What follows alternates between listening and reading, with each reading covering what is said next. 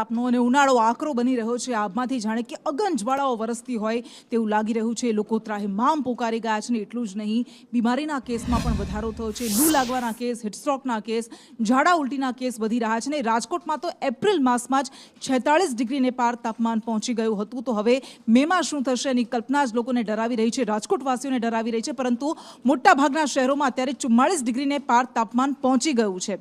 મયુર વધુ વિગત આપશે। મયુર, અત્યારે રાજકોટવાસીઓ કેવી ગરમીમાં શેકાઈ રહ્યા છે?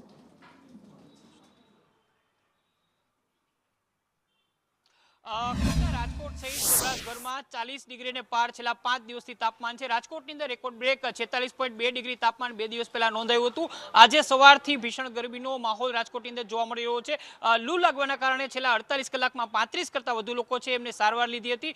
તો રાજકોટ શહેરનું આજનું તાપમાન 43 ડિગ્રીને પાર પહોંચ્યું હતું। એટલું જ નહીં, પરંતુ રાજકોટ મહાપાલિકાએ ખાસ લોકો માટે એક એડવાઇઝરી પણ જારી કરી છે કે 1 થી 5 બને ત્યાં સુધી લોકોએ બહાર ના નીકળવું જોઈએ।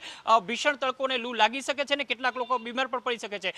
ખાસ કૃષ્ણ વૃદ્ધો, ડાયાબિટીસ અને અન્ય બીમારીથી પીડાતા લોકો છે એમને પણ સાવધ કર્યા છે મહાપાલિકાએ। અને હજુ પણ જે પ્રકારે વાતાવરણ છે 2 થી 3 દિવસ સુધી આ જ પ્રકારનો માહોલ રાજકોટની અંદર રહેશે। એટલે કે રાજકોટને ગરમીથી કોઈ રાહત નજીકના દિવસોની અંદર મળે તેવી શક્યતા ખૂબ જ ઓછી જોવા મળી રહી છે।